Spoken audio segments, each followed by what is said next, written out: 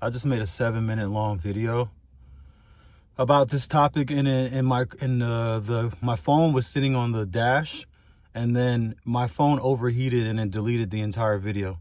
So I don't know, like, was I not supposed to deliver this message? But I'm going to, in the spirit of perseverance, I'm going to re-deliver it. I mean, the irony is that only like 19, 20 people watch my videos anyway, but I need to get this off my chest, and it's gonna go up to the internet now. I didn't know if I was gonna upload it before, but now I know I'm gonna upload it. So this time, that's why I'm sitting in the back seat of my own car now. So anyway, have you guys noticed that when you are on any kind of journey, whether it's for a weight loss journey, spiritual journey, financial journey, or whatever it is, that people fall off? Okay, cool. I feel like that's something that's not, I feel like that's something that's discussed. But okay, and it's easy to cut people off. Let's say you are used to go eat pizza every single day and get drunk with a certain group of friends, and now you're not doing that anymore. So okay, you realize that that was eccentric anyway. Like getting pizza and drunk every day just seems kind of wild and like outside of moderation. So like when you let those friends go, it's cool. Okay, if you try to go do that and then go back to them same pizza drunk people and then all of a sudden start talking to them about how like they need to stop doing it, you're going to sound crazy to them because they're like, look, you were just doing it, you know? So you kind of got to cut them off, and like that makes sense.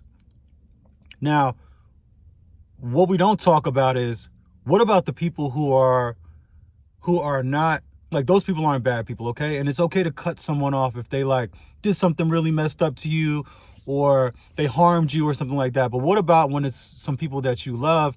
And what about when they're not bad people, but they just have negative tendencies? If you're around them and you feel a little bit drained, like if you are a cell phone or an appliance, if you're a cell phone and they were an app, would they be draining your phone? Or would they be useful to you? And by useful, listen, people use the word using people in a messed up way, but if you can't be used, then you're useless, right? And that could be energetically. And usefulness does go both ways. So it's like an exchange, right? When you have an encounter with them, you feel better after walking away from that person, and they feel better after walking away from you, even if it's just kind words. Don't take this the wrong way. What about if it's like someone who, like, when you hit them up just for some words of encouragement, they feed you back something negative? What about if it's someone, when you tell them about an opportunity or a job something you came across, and they're like, I don't know how that's going to work. That's their first thing. What about those type of subtle things? Because what happens is when people do things in a subtle way, you don't think that you want to cut them off. But the thing is, death by 1,000 cuts. So each time they hit you with a little something, a little something, a little something, a little something, a little something, it adds up, right? And it's damn near just as frustrating as someone who swings a whole bunch of negativity at you. But they do it little by little by little by little over time. Nobody talks about those type of situations because those are tougher situations, especially when you love the person. You know, you're like, hey, I feel this way, and you feel that way. And I like to literally let people, I don't like arguing with people. I like to let them kind of feel how they want to feel and think how they want to think. I might hint at you how I really feel, but I'm not about to sit and argue with you because that's super low vibrational. And I told you about arguing with people. Remember, I had the video, don't argue with people. So I don't do that, but I will hint at you because you're not going to drag my day out by arguing, because you're going to continue to see the world the way you see it, because everyone sees the world through the tints of their own past experiences and trauma, right? So generally a conversation is not going to change it unless that person is already in the right mental space to change. It's like arguing with somebody in real life is damn near like arguing with someone in a comment section on the Shade Room or on Instagram or on YouTube. It's just not going to change them. So my first thought is always to create space. But it still hurts, because what about if it's somebody that you love and somebody that you care about?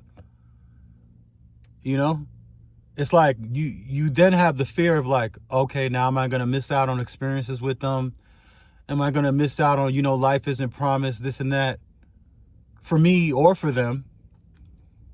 But at the same time, it's like death by 1,000 cuts is not something that I wish to experience. So like I've let people go along the way and I don't fall out with them because I hold them to the same standard that I'm holding myself to. Like if I'm not gonna entertain having negativity and bad thoughts and subtle manipulation from myself as I'm trying to enlighten myself and get better and I'm growing, then why would I allow it from other people? Just because I love them, I also love me.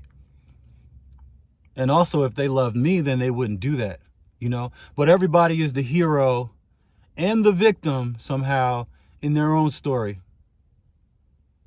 I also wonder, and I wonder, do you wonder, how many people in your life actually care to think about your perspective